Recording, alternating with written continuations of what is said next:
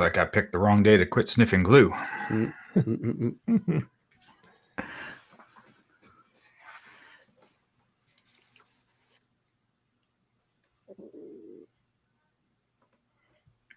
Oh, it also gives us the number.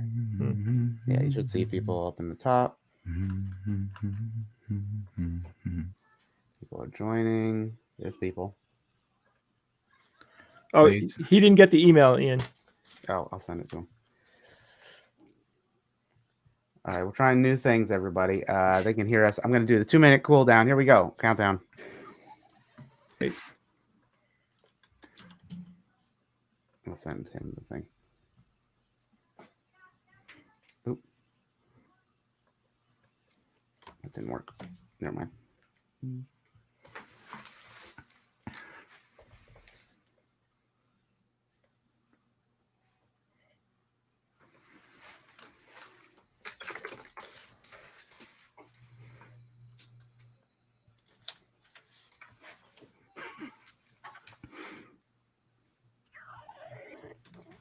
Actually, might as well just talk to the audience while we're getting George in here. I'm just gonna do this. Yeah, We'll do the reverse. We're trying new technology tonight. George has got the link. George has got the link. He's got it. Yeah, he'll be here any second. So leave her up. Hi. Yeah, so Steve, what's up, kids? Steve called me about a half hour ago. He goes, "Yeah, don't forget, I won't be there tonight." I'm like, "What? Since when?" Apparently, he said that last week, and nobody heard it except him. No, I heard it. Oh, you did? You did not hear that? For next week, though. I thought it was George. Hey. Hey. You know, Hi, Jay boys. told me you were taking a bath. I was so hoping that you were going to do this from the bathtub. Oh, yes. You know what? So disappointed.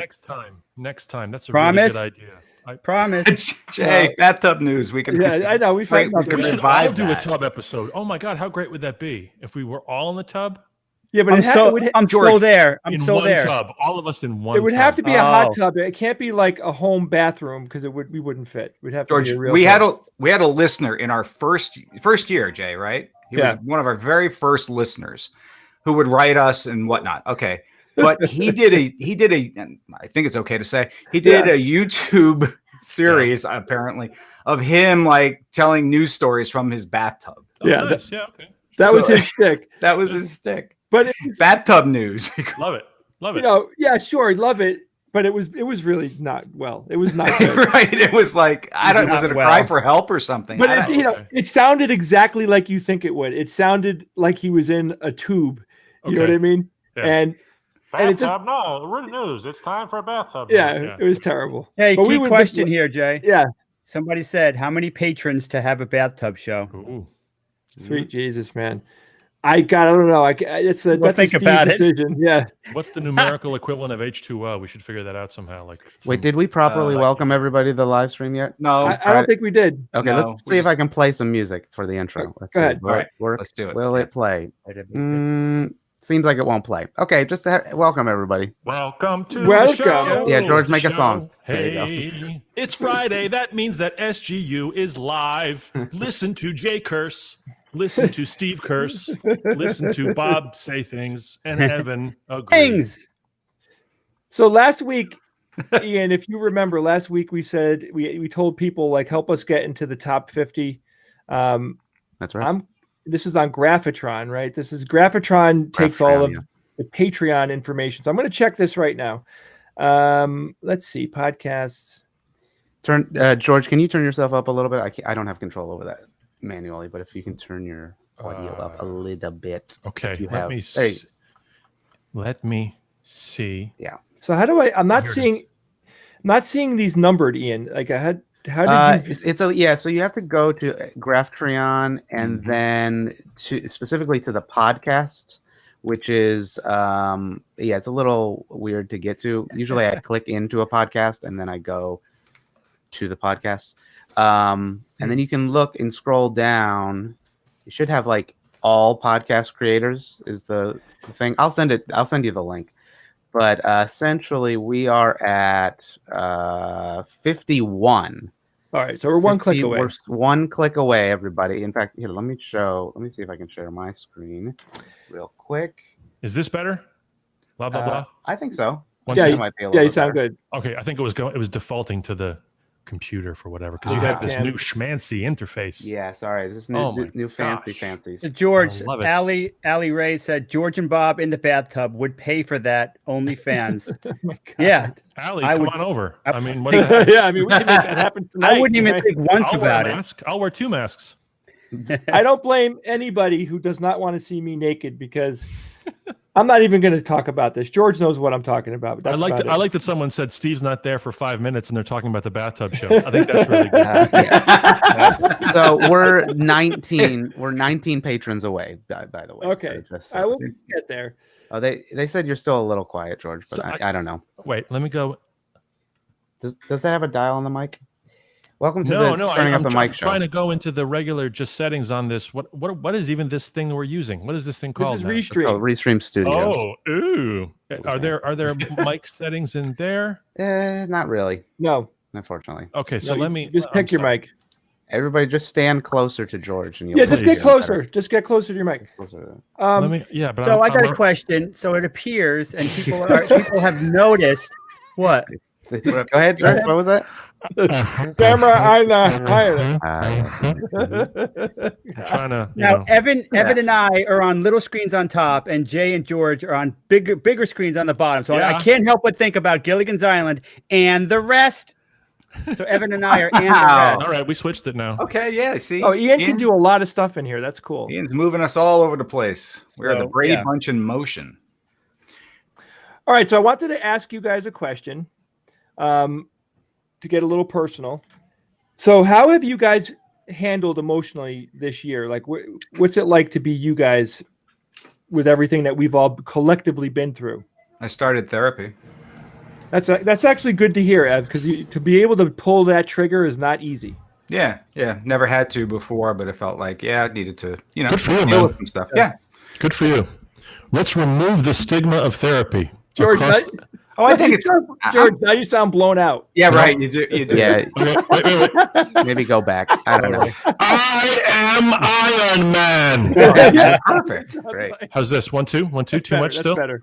That's good. Oh my better. God, you're so particular. It was Anyway, chat. It was chat's fault. we need to remove the stigma of men in therapy, thinking that it's some kind of weakness or something, because it's the polar opposite. It's actually strength to go and examine yourself.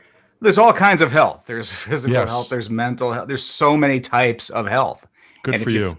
And if you feel you need help with your health, you got to go see some professionals. So there you go. It's remarkable that I've been going to therapy on and off my whole life, and so much of it for me is literally just unloading. Yeah. Mhm. You're paying someone, non-judgmental, they're just non-judgmental unloading. listening. Just yeah.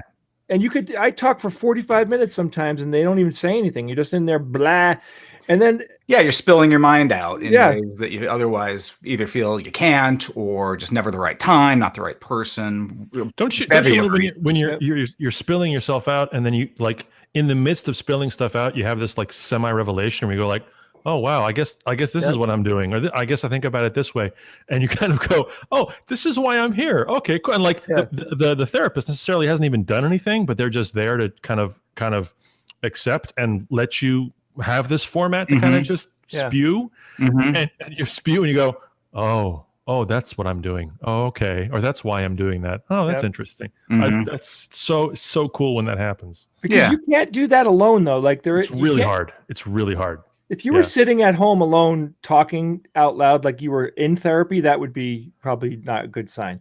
But you do need to have a human being there actually listening, and you see them nodding and just, whatever, like just having that feedback is so important to that process. But Yeah, go on, Jay. Why do you think it's important? Well, I'll tell you one thing though. Like I have enough experience because I've had multiple therapists throughout my life. And the one that I have now, who I've had for a very long time, he actually was recommended by Jocelyn, because Jocelyn used to work with him. And Jay's, that's Steve's wife. yeah, Jocelyn's Right. The other Dr. Jocelyn. So I really like this guy because I told him when I first went in, I said, I absolutely don't want you to be soft on me. I want you to listen to me and then tell me this is the deal. Like, this is what I think. This is what I think you should do. This is what I think you should be focusing on. I really like that the hands-on, because it's very easy for me to misinterpret. Like, I just want it direct. If I was wrong, tell me I'm wrong. If you feel like that type of stuff.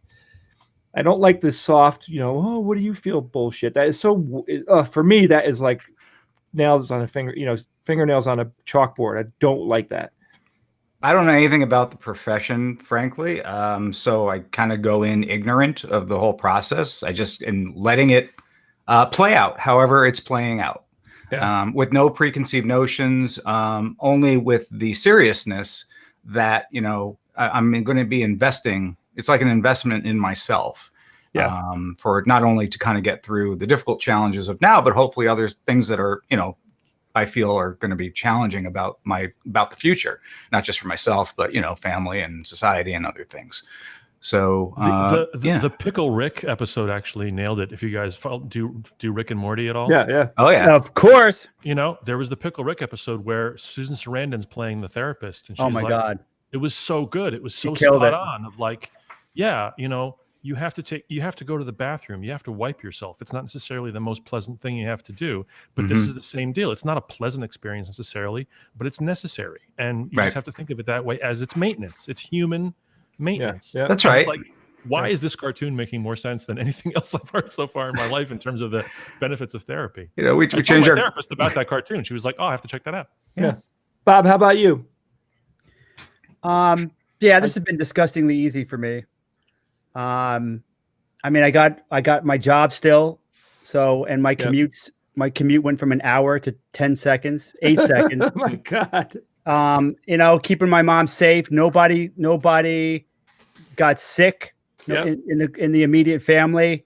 And it's annoying. I hate not being able to, go to conferences and meet and see people and going out to, and do things that I normally would do. But it's, it hasn't, I'm okay. Totally fine. Jay, you know how I am. I just kind of like, whatever. And I don't feel right complaining about anything, because for me, it's been not hard at all. It's not been hard. I don't think that is as uncommon as people think. I mean, everybody knows that people are suffering, but there's also people who have been minimally affected and are good. Like Bob is a combination of being minimally affected, and also you're just very good at compartmentalizing and just not letting things get you down.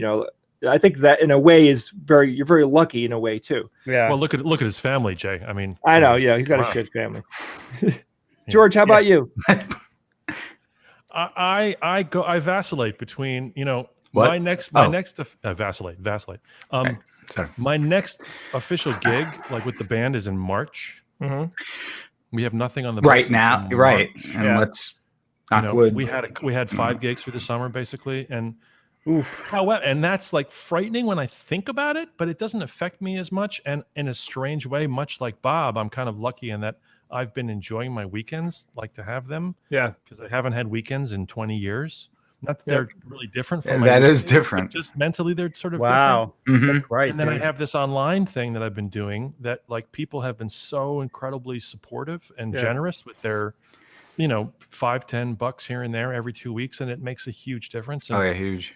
And I have, my patrons that are for my show that are incredibly supportive, and they do their weekly, couple bucks or whatever, monthly couple bucks. Yep. So in a strange way, if you had told me you're not going to play with the band for 6 months and you'll kind of be okay, I would have been very surprised, but I'm kind of okay. The thing that has surprised me of the last week or so is how it seems to be getting dark, so early. I know every year it's the same, but there's something about this year that it's like, it feels magnified. I think because I'm just sitting here all day anyway. I think we notice it more because I think so, right? Yeah. Mm-hmm. I just, it's, I went, Jay called me 20 minutes ago and said, can you do the show? And I had just come back from a run, and, usually I go for runs, later on in the day. And now I got to, at 2:00, I start thinking, I got to get out there before it gets dark. Yeah. At 2:00, it's just strange, So, but I keep telling myself, well, every year it's like this. It's not different this year. And yet it feels very that way. different. I can't imagine another it getting even darker sooner. Like another month, right? Yeah. So basically another 30 minutes earlier. Ish, something like that. About a minute a day. Out of that. There's we know this. There's a direct connection to seeing light, and it has an impact on your mood and everything. Yeah. And I think when we are all at a little bit lower emotional level of happiness, that we pick up, like it does have an effect. Like when it starts to get dark out, and I love dusk. I love, being out with the kids. We're playing, whatever, I'm trying to spend time with them outside, and I enjoy that time. But when it gets dark earlier, it does make me feel a little closed in. It's a little claustrophobic in a weird kind of way. So yeah, because it's like your whole day. You're like, oh, okay, it's time for bed. And you go, oh no, it's 6:15. Yeah. So I brought this up though because I wanted everyone to talk. If any of you guys need to talk or have anything that you want to talk about or whatever, like on or off the air, of course I'm always here. I'll always pick up the phone if you have you need to talk to a human being about something. Likewise, man. Thanks, Jay. Thank you. But I want the audience to hear this too, because we're all suffering. We're in one way or another. Things are different, and man, go to a therapist if you're feeling despair and you don't know what to do, or call a friend, talk to people. But I will say this: talking to a good therapist, because there are bad therapists out there. They're just not good at their job. Find a good therapist, but talking to a good therapist is better than talking to friends and family. There's something about the anonymity and it's just good. It's a third party. It's a neutral, clinical. Right. More clinical. Yeah, absolutely. And also, don't get discouraged. I think I went through 4 or 5 therapists before I found one that I connected with and thought like, okay, this is cool. So don't be necessarily just, because I was initially like, see, this sucks. See, this is pointless. This is terrible. And then the second one, see, this is pointless. And then it took a while because we're all unique in our needs and our approach. So don't get discouraged if you are trying to find someone. And luckily now with Zoom and everything, it's like you can have a therapist in Australia if you want. That's the other thing. You don't even have to leave the house now. Leave the house. It's pretty amazing. Yeah, absolutely. Yeah, my wife and I have been talking about doing mental health with I called my doctor. I'm like, are you doing it? He's like, yeah, let's, and so I want to do it. I just want to unload. I just have way too much, pent up anger. The election was a big focal point of anger for me. Homeschooling. I mean, wow. If you told me 2 years ago that I would be homeschooling, I would be like, well, really? Why? And then if I knew how hard it was going to be, it is mentally exhausting. And anybody who's having, I have my children, both of my kids are classified, in my opinion. They are like very high maintenance kids. You know what I mean? These are not like put them down in a room and walk away type kids. Like they're super interactive, incredible amounts of energy, nonstop flow of questions. So, teaching them is very challenging because they are just a mile a minute. Turn around in 3 seconds. Yeah, it is a tough age. For that. I mean, think about the stage of development their brain is in at that point. Yeah. In their lives, it's like not even close to being done. Those brains are still cooking, and you have to manage it now. Pretty much by yourself. You in court, whatever you have to do. So tough age. My daughter Rachel's been in an online academy since 6th grade.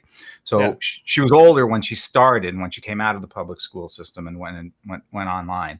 And she's a senior now in high school and, finishing well. So it worked out for her. We had the dynamic with my wife being able to work at home, with her job. So that worked for us. It doesn't, but it doesn't work for everybody. It becomes, so many additional challenges. We were able to adapt, pretty well. Plus Rachel having been older, and having done things like travel the world a couple times, among some other things, gave her maybe some advantages there as well about. And Jay, not to get on a tangent, but imagine if someone had told you a year ago you'd be homeschooling due to severe governmental incompetence. Oh God, I know. It's like I don't think I could have imagined a scenario. Yeah. Of like what would cause Jay to have to keep his kids at home. that wouldn't be your choice. I know that is. It's very dramatic. Like, it's a big deal. It's a big alien deal. invasion, some kind of earth, like Yosemite exploding. Would that be it? Maybe that would be it, but no. Like due to severe, combination of things, but in essence, severe incompetence. But the pandemic is so humbling because one, like it seems like an old world type of problem. Oh, they had that pandemic in 1800s, early 1900s. that was 2 generations ago. And like here we are, modern technology like falling out of our pockets, and very advanced sciences compared to 100 years ago, and it kicked our ass. Yeah, it's humbling. You have to just look at it and be like, shit, man. Like like when all those people say, we got to prepare and we got to think about this stuff. There is a heavy dose of sanity and preparedness, and just being, forecasting the future and being able to thwart it. This reminds me of like, the fact that asteroids could hit the Earth. Like, it's very easy to go, it's never going to happen. We have near misses all the time. 2029, right? Right, Ev? I mean, it's right. Not even. You could have that big magnetic event from the sun, CRB or what's that called? Coronal mass ejection. Yes. I had one of those the other night, and I'm telling you, man. Very, man. Supreme. Nothing coronal about it. So I think there is a piece. Hi, George. No, go for it. There is a piece that humanity can get, and we need to build into our society to handle these existential threats. We can handle the next pandemic so easy now because we know what to do. We know the world has learned how to handle a pandemic. We went through, like, this is us hiding under the desk for next time. The COVID is bad, but it's nowhere near as bad as a virus can get. Right? There are viruses that Ebola. Like it liquefies you. You know what I mean? Like crazy shit. So, let's take it seriously from now on, and have it be a societal thing. Let's take asteroid preparedness. Not that we could prepare, but let's prepare ourselves with technology to deal with that type of crisis. Well, even just like the hand washing and the sanitizing of surfaces and stuff like that. If 20% of that carries through in the future, even when there isn't an imminent threat, maybe we shouldn't shake hands anymore. Maybe okay. Are we gonna grow outside of that? The thing I wanted to say, kind of on that point, Jay, was like, imagine if they had airplane travel in 1918. Yeah. They had nothing close to the kind of travel that we have now today. Yeah. Which is facilitating and helping the spread. Yeah, it would have been far worse. It would have been far worse. As bad as it was. It was bad. And somebody commented and said that, in 3 years from now, we'll all forget about it, and it's so human. It's so true. We're hardwired to kind of, all of the bad things that happen to us just kind of slowly evaporate. Did you ever think you would be comfortable watching a building explode in a movie after 9/11? Like after 9/11 happened for that year or whatever, I remember thinking like, it was a big adjustment time. I'm never going to watch it. And then like, you're right, George. 7, 10 years, Superman is flying through buildings. He's fighting Zod. We don't even think about it. And you don't quite, it's sort of a little part of you thinks, but. Yeah, there's that temporary PTSD. I remember I've been an avid video game player my whole life.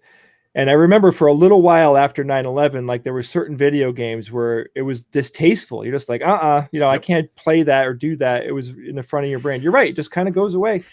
And that 2 weeks after 9/11, we have a song called Fire, which is by Ohio Players, which is like one of our coolest tunes. And I was like, we can't play Fire. Yeah. We're all yelling fire. It's like, there's like no way. And I'm thinking, okay, that song is gone from our repertoire forever. And then within 6 months, a year, it kind of just, it's. Well, we definitely, I still think of things in, I'm 51 years old, so the world is only 51 years old. Therefore, to me, there are these seminal moments. There's the Challenger explosion. Yes. There's 9/11. Okay. Yeah. And, those are like eras in a sense that defined by those things, and the next era. So COVID's one of those things. I'm going to be telling people about pre-COVID days as opposed to post-COVID days. And that will certainly be one of these markers, no doubt about it. So I think it will have some lasting impact. But things do fade over time. This one may not go as quickly as maybe we think. What are your kids going to think in 10, 20 years? That's what I'm like, because you look at the children during World War II, at the end of World War II, like Ozzy Osbourne talks about playing in the rubble of his town that was hit by, I think it was Ozzy Osbourne. It was some rock person talking about after, you know, like after the Germans would bomb towns with their V2s or whatever, like some kids, or the kids' memory was they loved it because it was like they got to play in these ruins, and they couldn't comprehend the danger that was inherent. It was just like, oh, you can go run around and like, you know, smash windows with bricks, and it's so much fun, you know, because a kid doesn't understand the repercussions of what's actually happening. Sure. Right. The undeveloped brain. To a kid, and not just that, it's just when that's your normal is your normal. So you don't understand. So like to your kids, Jay, like, is this just, are they going to grow up and have this thought of that's just the way it was? It was like, it wasn't. It's complicated. Normal. It's complicated. I don't know. I really don't know. Like I have a 5-year-old and a 7, almost 8-year-old. You know, they talk about the pandemic almost every day. You know, it's something that we talk about. You know, they're used to it. They understand that we can't see people and lots of things that we can't do. But they're still doing their daily. They're having fun. My wife and I are making sure that they get scene changes. You know, they get to go to a different place that doesn't look like the inside of the house, right? Even if it's just going outside, we try to do that all the time. But here's the thing that they don't realize that me and my wife see as clear as day. They're not interacting with other kids. Right. They are not socialized. They are bored out of their minds. They're, you know, we're not letting them sink into screens.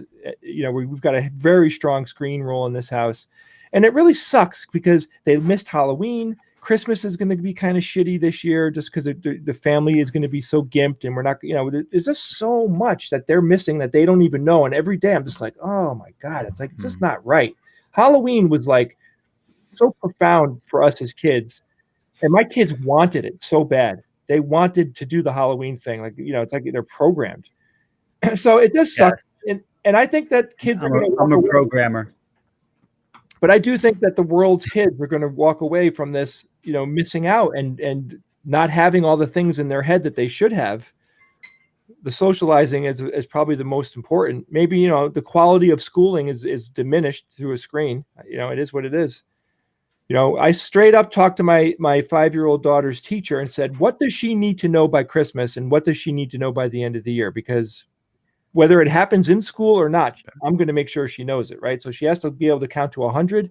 She has to know the alphabet, completely know the alphabet, be able to pronounce everything. You know, there's these milestones for, you know, kindergarten. But with my son Dylan, man, you know, he's 3 years older. It's tough. There's a lot of shit that he's got to know that I'm like, I've got to look stuff up. You know, I don't know everything that they teach those kids. I don't remember all my, you know, like English, you know, just learning how to read and write. There's stuff I'm like, I don't know. There's 2 ways to pronounce D. Okay, let me look it up. You know, I don't know. Which is kind of Jimmy, that's a dog. But yeah, that's exactly it. So whatever, it's just not cool, but we got to do everything that we can, and hence therapy, you know, as parents, as the people who are trying to make reality good for other people. It's stressful. So take care of yourself. Hear. Hey, let's try to share something. Okay. What do you got, Bob? You got an STD? What do you got? I got to keep that. I got a blast from the past. Go ahead. Shoot. All right, so I'm going to click the share screen, and then all right.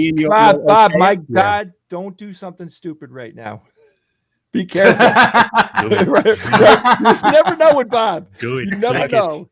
I've closed all my porn. All the porn is locked down and closed. That's really the only thing I did. So, all right, so let me click the button.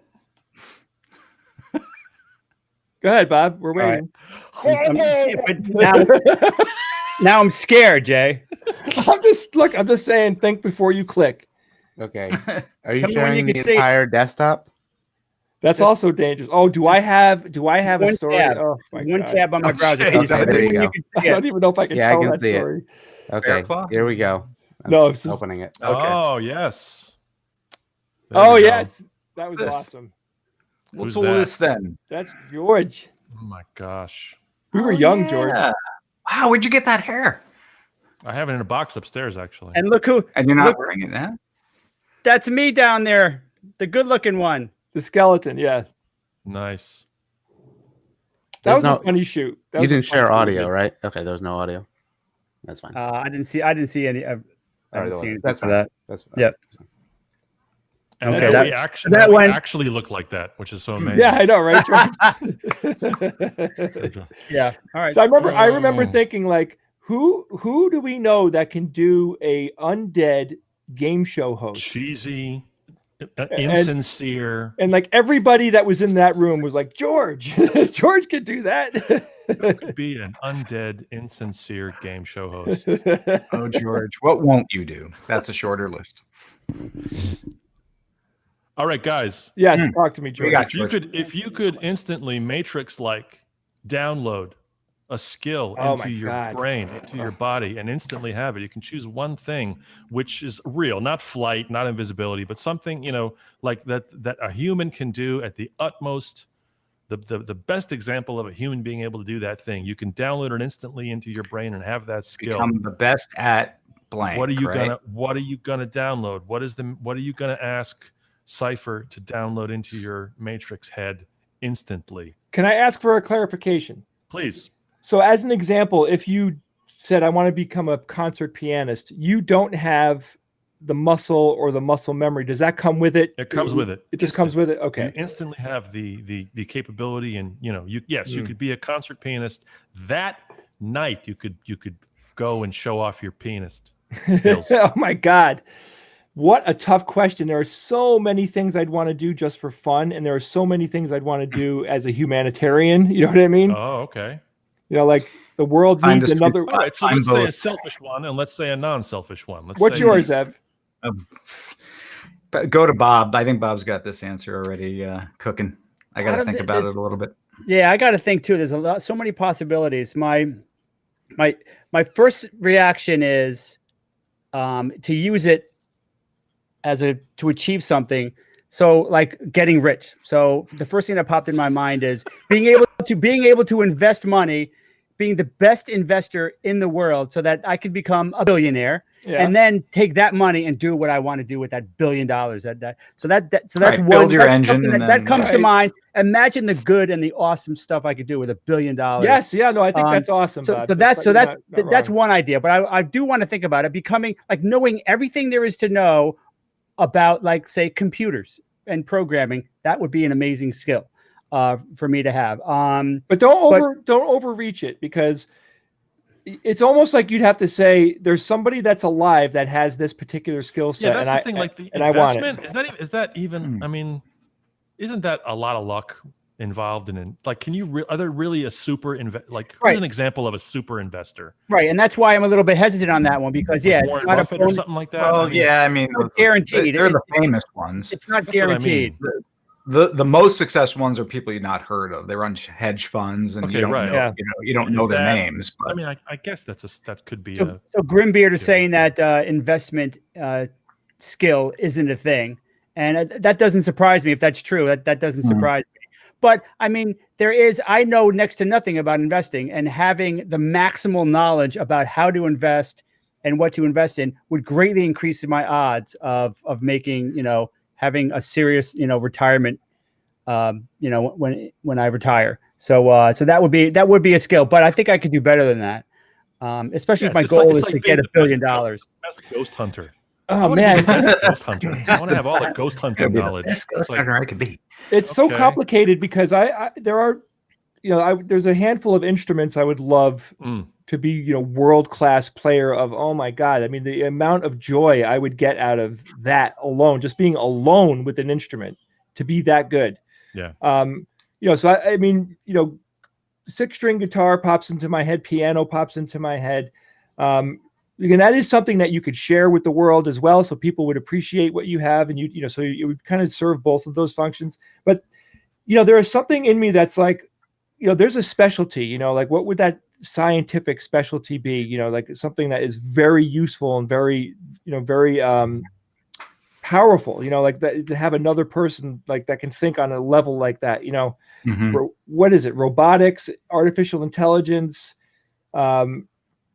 I don't know. It's a hard thing to pick because I also would want to enjoy it. Like Bob was saying, the investing thing, and I'm like, I just wouldn't like to physically do that. Sit in front of a computer and look at numbers all day. I'd just be like, you tell your minions what to do. Yeah, I wouldn't necessarily enjoy that act either, but the end result would be something that would be awesome. But another thing that I actually think of quite often is having like a great understanding of physics and astrophysics and quantum mechanics, having a really amazingly solid grasp of those fields would I think would work very well with my what I do. A lot of what I do with science communication. So that would be something that I think about that actually fairly often. So that I'd like to have better memory retention. I'd like to really be able to read a book and remember the whole book, and retain it for indefinitely. Yes. And build up that sum of knowledge, because I find myself actually going back all the time to look at research and relearn things often. Some things stick, but obviously not everything does. Yeah, so, but I wouldn't want to get to the point where it's debilitating. There's a condition I believe that some people have in which they remember too much, and it becomes this overwhelming situation that they have to then make other adjustments in life to compensate for that. Yeah, definitely. There's people there are people that have such an amazing memory that it actually is debilitating in a lot of ways. There was one guy who was a mnemonist, and he had such an extraordinary memory. This is from what I've read years ago, that he had trouble recognizing people because to him, his memory was so good that the different shades of expression would be a different face. Oh my God. God. He actually had a hard time remembering people's faces, and it wasn't because he had a deficit like there was prosopagnosia where you can't recognize faces. It's different. Every face to him was different, just from subtle little changes. So it can be debilitating, and that's why we've evolved to not have super perfect memories, because you would be debilitated just thinking everything you saw would remind you of something else. Well, and you wouldn't really get a lot done. But so we're all in our 50 striking range. Like George is almost 50. Yeah. The rest of us are in our 50s. There is definitely something that's been happening over like the last 5 years of my life where like I have an inside joke for almost anything that happens.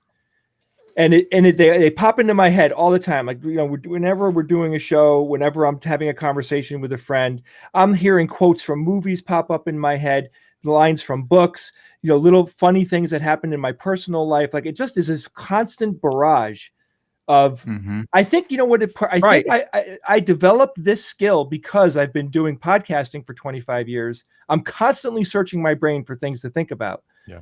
So my recall has gotten so good at this type of thing that it does kind of intrude a little bit, because a lot of times when I'm listening to people talk, I'm making decisions on whether or not I throw that out. Like, do I say it? Is it funny? Who's with me? Would they get it? And a lot of times nobody would get it except Bob or George, because George was with me during that 4 a.m. drive, right? It's so worth it when you share that with somebody. It reminds me of, I was re-listening to The Extinction Parade by Brooks, which was basically his World War Z zombie universe combined with vampires. Wonderful, wonderful novella, short story. And in that story, you've got these vampires that are like 200, 300 years old. And he said that a lot of the older vampires, every now and then, they would get in like this fugue state. Like they're in this reverie where they're remembering, things that happened 100 years ago. And they would just stand there for like many, many minutes, just rethinking and reliving these amazing experiences they have. And that's definitely, that would be a thing that actually I enjoyed that, because that's something that makes sense. If you live to be 300, you'd be like lost in memories, because you'd have so many memories. Yeah, I good recall. Yeah. Dr. Who a couple seasons ago had where he gave this young woman kind of a chip that made her immortal, and he meets up with her like 1,000 years later. Yes, and she doesn't. I love that episode. She doesn't recognize him. She's like, I don't remember you. And he's like, you don't remember me? And she's like, yeah, I don't. I have books. I read everything down, because I've met hundreds of thousands of people. I've had whatever 2,000 years of life. I don't remember you. I thought, that's so cool. That's like so how it would be. Yep. Even the guy that gave her the chip, she wouldn't remember, because I would take that chip without even thinking about it. All right, George, what's yours? I would happily forget all of you people. I mean, I'll remind be happy about it. It would happen. You too, but Bob. I wouldn't I be just wear a hello, happy my about name it. is tag everywhere. You're good. Slim Shady. For me, well, you know, I used to, when I was a kid, I was like 16, 17, 18. I used to sneak into this jazz bar. And in Montclair, New Jersey, it was called Trumpets. And I got to know the bartender there. And I would, during the summer when I had, you know, it was off from school, I would go like on Tuesday nights and Wednesday nights, sneak in before the cover would happen and sit at the bar and drink Cokes and just listen to the music for hours. And just, I learned all these standards. And I used to sit there and I would watch the upright bass player playing. And I used to think, man, if I could ever do that, if I could ever do a walking bass line for a jazz standard, that would be the cool, like that's all I would ever do. I would just sit at home and I would just play walking bass lines all day long. Well, I went to college, I started playing bass and then figured out what's going on kind of with walking bass lines.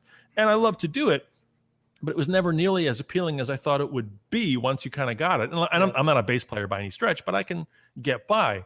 So there's always this like moving goal line when it comes to musical instruments. Because the first thing would be like, yeah, I would love to be a concert pianist. Oh my gosh, to just instantly be able to do a Tchaikovsky piece or something like that would be wonderful. But then it's like, I don't know if I would really enjoy it. So two things pop into my mind in terms of skill. One would be to know a panoply of languages, to know 5, 10, 15 languages like some people do, to be able to travel around the world once we're allowed to leave our basements and feel comfortable in any country. That would be incredibly cool. The second thing, though, that maybe would be even cooler would be to have like an unbelievable facility with like up close magic. Yes. To not have to put the decades in of working on prestidigitation. Just like to be able to do card tricks and, you know, all the tricks that Randy would do at the parties that we would see, but not have to put in 30 years of work. Yeah. And to have it in my back pocket to just be able to pull out some kind of a trick that I could do with a deck of cards. That would be really cool. Yeah, that would be endless fun because you would always have it. You'd always have it. Yeah. Right. George, would a viable answer to your question be something like, you know, adding 60 IQ points?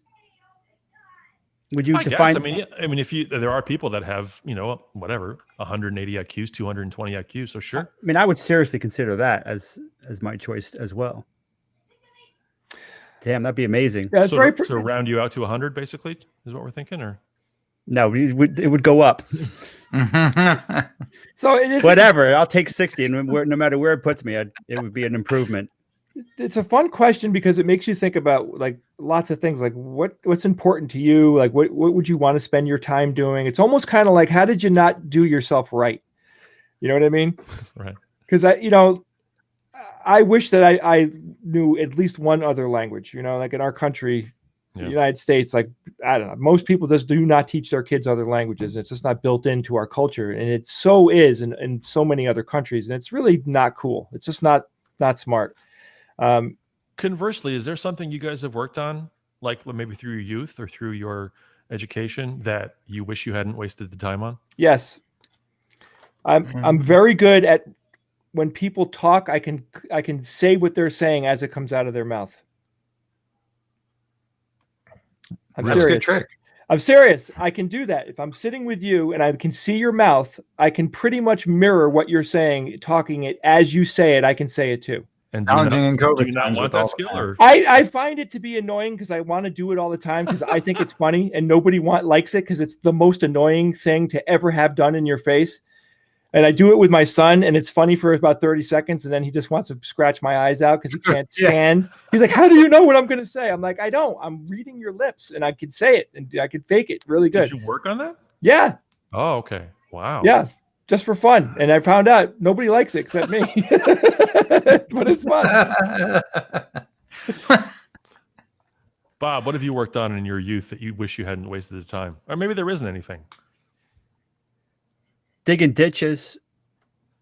Digging ditches? What's wrong with digging ditches? Come on. When were you Nothing. I mean, I worked. I'm I'm just trying to reach for something to say about it. I'm just trying to think. I mean, I worked summers for my dad on his truck, so I did a lot of digging ditches and stuff. But wait, you learned like, something what from skill? that, though. Like, yeah. That was like learning a work ethic. You know? Right. I don't want to spend the rest of my life digging ditches. And the people I was with were wonderful. I mean, I was working with like you, Jay, and Steve, and some of my dad's workers who were amazing people that I love to this day. So yeah, I wouldn't trade those relationships. I'm just trying to think, like, you mean like a class or something you worked on and then kind of, maybe years later was like, boy, I shouldn't have done that. Well, that was a waste of time. Yeah, I don't really have a product you ordered and tried to use that was like horseshit or some kind of, like, you know what I mean? I got one like years ago when I was first starting out in music and I had no money whatsoever. I got one of those use tiny ads to generate money, one of those things, which basically you make more ads and send other people telling them to just generate ads. You basically just resell the thing that you've just bought, but like locally in town. This is back when we had newspapers and little ads. And I bought this thing and I was okay, I'm going to spend my days working on this. I'm going to do this to generate, a couple $100 a week. It's all I need. It's all I need, like a couple $100 a week. And I worked on it. And then I kind of was like, boy, this is a complete waste of time and money. I got one. George. my entire undergrad degree. How about that? Yeah, no, that's true. Okay. What a waste. A lot of people would join you on that. What was your undergrad degree? It was marketing. I had no idea what I wanted to do. Computers were barely a thing, barely. I mean, if you wanted to get in computers, you had to be working with like mainframes, basically. Yeah, Caltech. Yeah, the personal computers were coming out, and I was interested in it, but not as a career. So marketing, I was like, what am I going to take? Finance? No way. Accounting? No way. Marketing was the most palatable of the business majors. And why not those other two? I just no facility or interest for accounting or finance, no interest. Hence my investor comment earlier is like, if I wish I had some financial background so I could at least set up my retirement better than I've set it up now. So so a complete waste. Never had a job in marketing. I went into computers in the 90s and never looked back. Yeah, so I know it was like crack. So I wish I did get computers as an undergrad, and that would have been great. So that's a big regret right there. Yeah, but back then, I didn't know what the hell I wanted to do. George, you got to have something. I know you. I mean, that one was awful. The thing is, like, my college was. My undergrad was music, but it's like the classes that I took. I learned more in the library on my own time and being in the ensembles that I was in than I did necessarily in any of the classes that I took. Which is my own fault. I mean, I should have studied harder, but they were so secondary and unnecessary to what I was interested at the time, and that the facility that I got in terms of, I wanted to be in ensembles. I wanted to be in jazz band and then orchestra and then the pep band and the fusion ensemble and the percussion ensemble and the choir and the Renaissance. Like, I wanted to do 11 groups and like theory and 19th century composition. Like, I just wasn't interested in that. So I feel like in one way, my college was a tremendous waste of money. But on the other hand, it got me here to Bethlehem. It made me meet all the people I met. And it got me the experience of being able to play in many different styles, which then got me gigs, later on and whatever. But those early things that we learned, like, led to meeting people, led to other decisions. I mean, it's just like your brain is growing, and who the hell knows what you want to do? Like, it took me a very long time to realize that programming was like my real first skill set that I wanted to learn. I majored in English. And I could write a poem right now. I'll sit down. I could write what I would consider to be an above average poem. And I was okay. What do I do with that skill, George? You know what I mean? Like, I like it, but it's like literally nobody wants to read my poetry. You know what I mean? Like, it's just one of those things. It's like being kind of shitty on an instrument. You're like, you're kind of liking it, but nobody else gives a shit. So, and George, that makes me think of another skill that I would consider. Being the best programmer on the planet, I think, would be something that I would enjoy. First of all, I think you could probably do well with a job if you were literally the best. Secondly, I have people are asking about what job I do. I work for information system services in my company in that department. So I work with hundreds of computers all day, troubleshooting, installing, writing some scripts here and there. And I started working in PowerShell a few years ago, and I loved it so much that I would log into work on the weekends to tweak my scripts, which were endlessly tweakable. It was so rewarding to have these scripts do their little tasks, connect to this computer, do this, then do this. It was so rewarding. I would literally do it at work. My girlfriend's like, what are you doing? It's Saturday. I'm like, I gotta tweak this script because it was so rewarding. That's what you want. The idea of being like the best programmer. I mean, you could sell it. You could command a hell of a salary if you were the best in the world. Well, if it's a money thing, I just thought like being the best poker player in the world. Yeah. Like, Texas Hold'em. And that, get $1 million, whatever it is. And that would be fun. Yeah, I mean, looking at Queen's Gambit, and she was one of the top, one of the top chess players, and she's walking around with her stepmom, and it's just like it was so great that they were making this back then. It was great. You got to watch it. I'm on episode like 4, I think. It's wonderful. It's wonderful. Evan, how about you? Well, to kind of say, I'm kind of looking at it from the broad spectrum. In other words, you live your life, you do all of these things. It's a collection of experiences and knowledge and learning and things. To go back and say, I really wish I hadn't done that. Almost, there are things I've done that I failed at, but that doesn't mean I wouldn't want to necessarily have not done them, because it's also important to try certain things and realize your limitations and other things about failing and dusting yourself off and trying again. So for me, it's kind of a difficult thing to sort of pinpoint. I have no major regrets or anything that I did that was like so terrible that like I'll never, ever do that, again. I can't think of anything I invested a certain amount of time in really that I would go back on. So sorry, George, I got nothing. No, that's good. I mean, that's the Star Trek 5 thing. I need my pain. My pain defines me. Yeah. Kirk says that when I'll take away your pain. He's like, no, don't take away my pain. The pain is the stuff that makes me learn what's what. So that's where you should be. Yeah. I just want my pain to go away for short periods of time so I can have little oases, of sanity. You know what I mean? Mm-hmm. Yeah. That's what vodka's for. Yeah, that's true. I hear. Yeah. Yeah, I mean, I it's funny you bring that up because this is the times with the stress and everything. I'm really happy I'm not turning to substances to help me get through, to me, I'm like, I white knuckle it because it is food. Yeah, that's enough, right? Dinner is the highlight of my day. Dinner is the highlight of my day, and it's awful. I mean, I gained 12 pounds during this pandemic, and it was a bad 12 pounds. It was just like If it's 12, you're doing good, Jay. If it's 12, what does that mean? A bad 12 pounds. Does that mean it's all in your ankles? I mean, what does that even mean? It just, you know what it was? It's under the hat. It's the fat that I gained.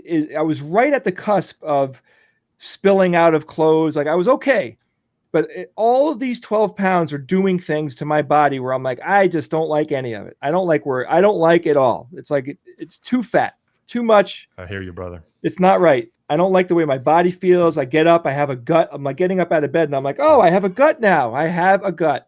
In March, it's like, in March, I was quite literally in the best shape of my life in March. And now I could possibly be in the worst shape of my life. Really?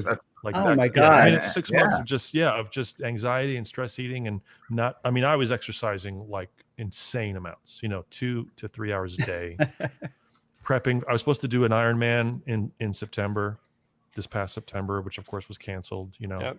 So like I was training for that and I was like, ready and like good. And talk about therapy, Jay, earlier. It's like, okay, I was single at my physical peak, and now you're not. I'm still single. Yeah. Well, not nearly my physical peak. Yes. And I am gonna find a very tough road to. Yeah, it's like I couldn't do anything then. How is it going to work? I know. And food is so easy to abuse. It's like, I swear to God, like I'll tell you a couple of not that anyone else doesn't do this. Everybody does this, but like my wife and I are literally at that point where we're like, get mad at me if you see, like when I say I want a snack at 9 o'clock, like So we've been trying to do it. We're doing pretty good. And my wife, dinner yesterday, my wife was rewarding my daughter with a little bit of chocolate cake to say her, she's learning sight words, like be and me and my. So, there was like a 2-inch by 2-inch piece of cake sitting there. And I don't know, last night we finished the show. I go downstairs. I'm doing final cleanup. It's like 10:30, 11-ish, making sure the doors are locked. And I look at the cake on the table and I just went, fuck. And I walked right over And I like straight up, no fork, nothing. I just picked it up and I ate it. And I got a glass of milk and I just took in 300, 400, 500 calories just like that. And I wanted to punch myself right in the face for doing it. You can't, man. You can't. I mean, I'm so mad. It's so easy to steer into it and be just upset with yourself. And this is, I know unprecedented is the word that's jumped around, for the last 6 goddamn months, but it so is. And at least it's not booze, Jay. At least it's not yelling at your kids. At least it's not gambling or stuff. Stuff manifests its way in horrible ways. It's hard. It's horrific. It's awful. It's not as healthy as it should be, but I mean, a 4-inch piece of cake, 4-inch square. I know, but I know, man. Because I'm trying to lose weight though. Like it's a goal of mine right now. Like I ran 8 miles today. Yeah. So and I still feel like dude, that's great. Yeah. No, I know. That's like I'm doing what I can do, but it's nowhere near enough to counteract the barrage of caloric party time that I have every night. Just to numb and like you say, get the hug from the inside. That lovely internal hug of a chicken cutlet is like nothing else right now. So look, and I know so many people have it so much worse. I mean, my God, it's so you get used to wherever you're at. Everybody feels like they're running to stand still. No matter where they're at in their life, it's very human to feel that way. But again, what can we do? We can talk to friends and family, do random acts of kindness, make people, remember that humanity is happening and there's good people out there. I'm doing everything I can to put smiles on people's faces. Yes. Bob has become the guy I unload on. Like, Bob will call me once or twice a day, ask me how I'm doing, and he lets me unload. He lets me bitch about what just happened to me 5 minutes ago. I appreciate that. I don't know, Bob, do you even notice? But I pretty much complain every time we talk. I complain, and you make me feel better because you just listen, and I appreciate it. No, that's fine. I mean, and our mom does the same thing. Go downstairs and she just lets loose on all of her little problems, and it's like, okay, and she's always apologizing. I'm sorry, Bob. Like, Mom, let it out. I mean, come on. Dad's not here anymore. For you to talk to. And I see her as often as I can. It's like, unload it, just do it. And we're gonna put Bob's number at the bottom of the screen. So feel free, anybody out there that wants to either text or call. Oh my God. 866 unload Bob. It's and great. I don't want I am lucky. $1.99 a minute. I am lucky. I have so many great things in my life. Yeah. You count your blessings. Yeah. Sorry, is that taboo? Can I say blessings? I mean, you need to say it. We need to remind ourselves of these things. But my God, I'm so lucky. I mean, of course, it's like if you told me 20 years ago that I'd have 2 wonderful, beautiful, healthy kids, I would be head over heels in love with my wife, blah, blah, blah. Just list the things that I've accomplished in my life and everything. I would be so happy. But the funny goddamn thing is I'm still effed up Jay from when I was a kid. You know what I mean? I'm still the guy that has, all the stupid things that I have to deal with myself in my own head. What is your internal age, Jay? What do you think is your internal age? I'm always like 8 years behind where I'm at. Maybe like 10, 12 years behind where I'm at.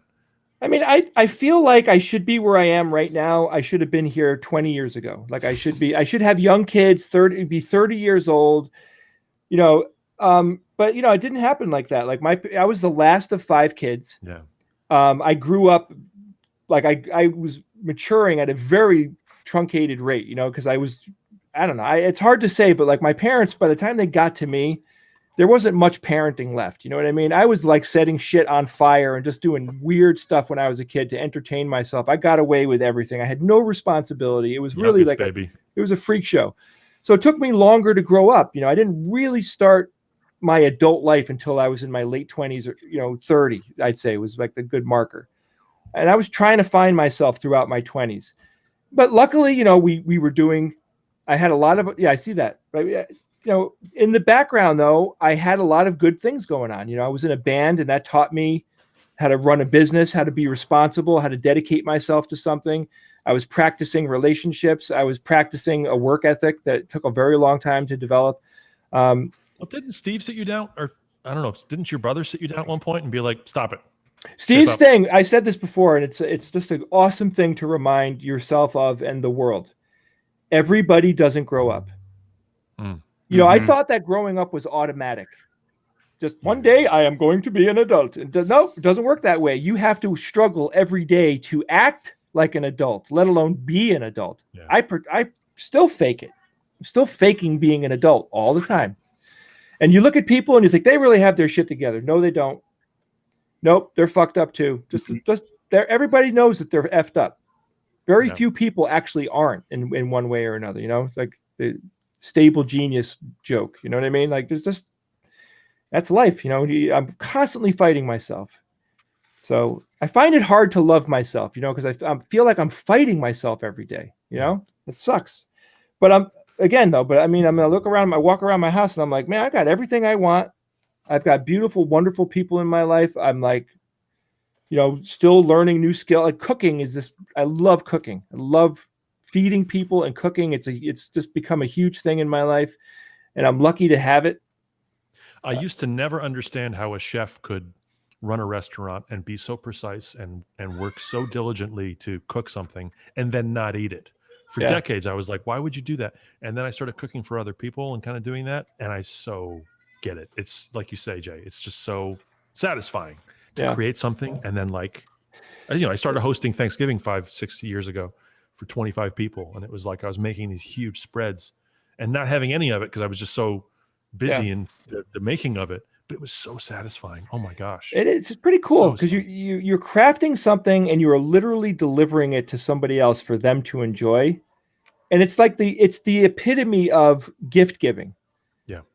It's really cool. Like I freaking love when people send me pictures of my meatballs, my meatball recipe. It's just so oddly satisfying. It's like you ate the meatballs. What'd you think? You know, it's just exciting. It's happening in another country. I'm not even in the room, and I love it.